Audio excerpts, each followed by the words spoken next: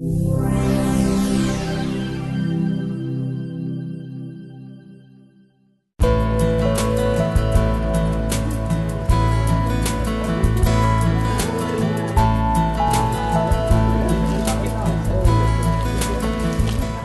à Tourette-sur-Loup, capitale de la Violette entre autres, et surtout village médiéval qui accueille beaucoup d'artisanat d'art.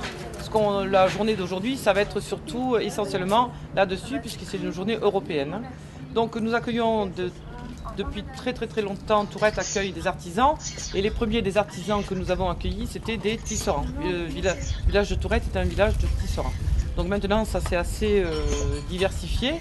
Et donc tout au long de notre parcours, on va rencontrer des différents artisans qui vont un peu vous expliquer leur travail aujourd'hui. Donc Tourette donc, est un village médiéval.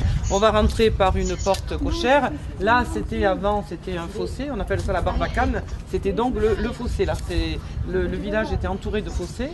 Et donc, on rentrait par un pont-levis et on rentrait dans le village. Et donc, le village, tout se passait à l'intérieur. L'église a été construite bien après. Hein.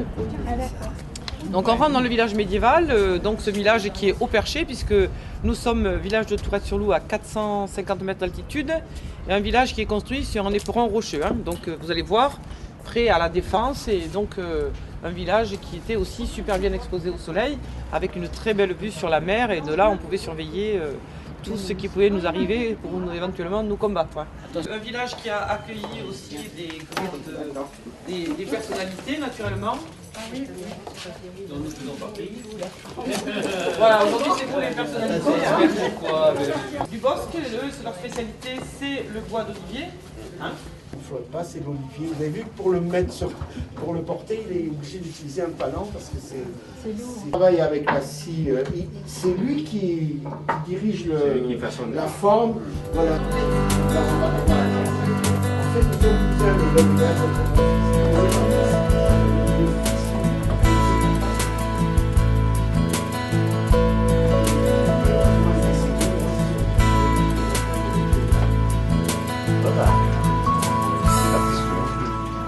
Moi je suis sculpteur, graveur sur pierre. Vous voulez rentrer un peu plus s'il vous plaît?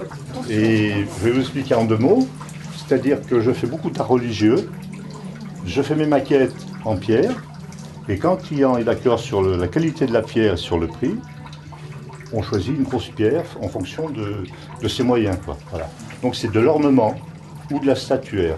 C'est un statuaire, on peut faire, ça c'est une maquette que j'ai faite pour un client. Et il a voulu à l'échelle, une grosse échelle, pour mettre dans son parc. Voilà.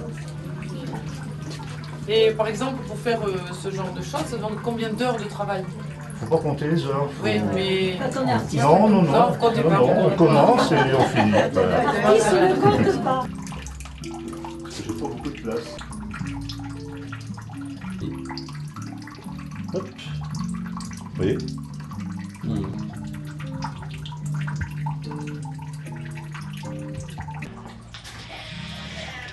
Et justement, pour que quand il y a des racines des arbres... Oui, mais après, voilà, après il faut le faire. Quelques explications sur ton travail.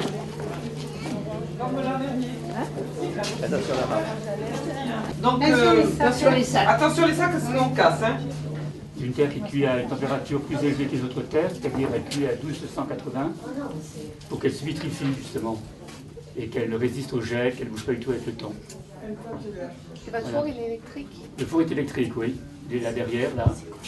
Des fours à gaz? Des fours à bois aussi. Ah, des fours à enfin, bois. c'est dans le temps, c'est des fours à bois. Oui. Autour, il faut qu'on ait... Donc il y a une plaque pyrométrique à l'intérieur du four. C'est le fondeur? Non, alors les fondeurs, Donc ici c'est du grès. Hein. D'accord, oui, ça ne bouge pas du tout, oui. Ah, oui.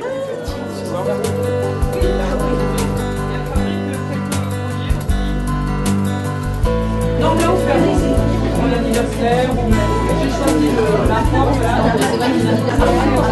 Moi, je connais toutes les choses d'ailleurs. Après, je vais des restos. et moi ça fait 16 ans que j'ai